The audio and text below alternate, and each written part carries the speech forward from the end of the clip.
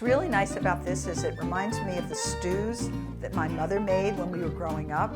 And I thought I'd rather have a more classic stew with more seasonal ingredients. And I wanted that flavor, that homey flavor. Trust me, your guests will love this. Today, we are going to make a wonderful stew called Carbonada Criolla, which is a wonderful beef stew that I learned many years ago when I was living in Israel from an Argentinian Jew. Carbonada means stew, and Criolla refers to the grape varieties found in Argentina. And I can just imagine eating this stew out on the plana. My husband's family that comes from Argentina, they came there with the Baron de Hirsch Fund, as many Jews did, in the end of the 19th century, the early part of the 20th century, to become farmers. The rest of the family, the two brothers, stayed in Argentina, and they also showed me this dish, Carbonada Criolla. You cook the stew, and then you put it in the pumpkin and serve it in the pumpkin on the table. Now let me just tell you what goes into this stew. Top round of beef, or any kind of beef stew, and I like to cut it about, I guess, 1.5 to 2 inches square because it shrinks a lot. Onions, garlic, sweet potatoes. I experimented with grapes, but I actually think that prunes go better, which is what the original recipe had. I always like to add carrots. They add flavor and they add color. So let's get started.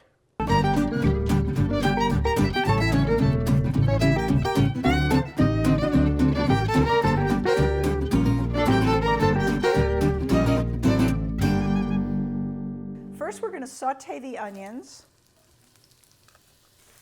And there's garlic, 4 cloves of garlic. So you're going to saute this, and then I take the onions out. I'm going to salt and pepper the meat. If it's kosher meat, you don't have to do the salt, or you have to do it less because it's not as salty as it used to be. And then I fry it.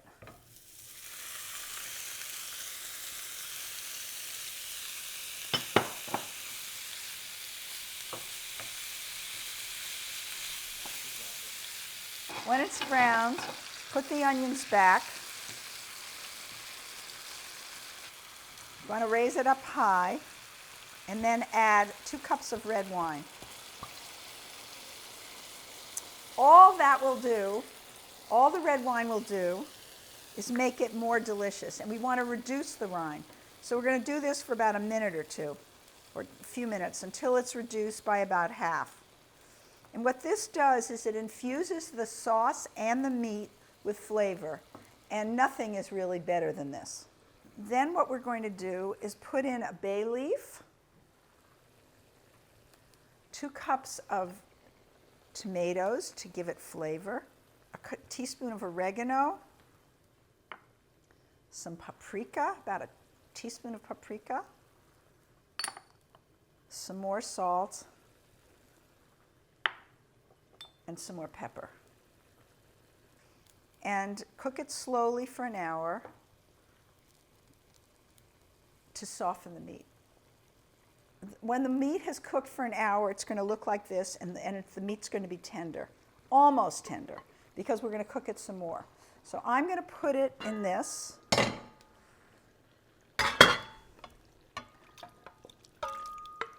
Then I'm going to add about 1 cup more water.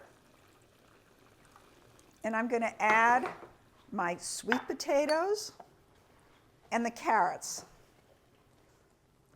And I'm going to add about 1 cup of prunes. And if you want, some grapes, because it's the harvest time. Don't they look pretty like this? And then I'm going to bring it to a boil. And you'll see it's going to come up. It'll basically steam for about a half an hour, and then we're going to put the whole thing in the pumpkin. Now while the stew is cooking, we're going to work with the pumpkin, which is going to be our platter for this delicious dish, this fall dish. What's amazing, when I went to my local grocery store, I found all of these heritage pumpkins. I'm going for flavor, and I'm going to open this one, take out the seeds, smear a little bit of olive oil on it, and some salt and pepper, or just salt, and then we're going to put it in the oven, a 350 oven, to cook it.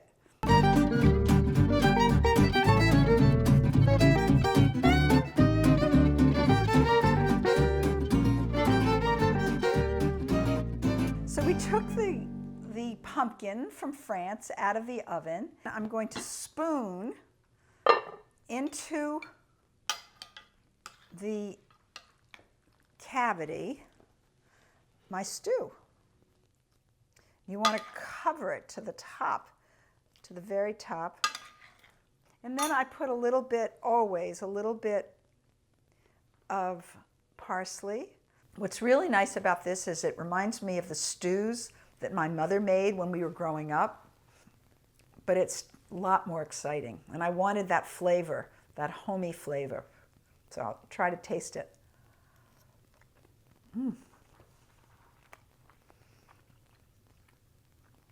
Delicious, delicious. Buen appetito.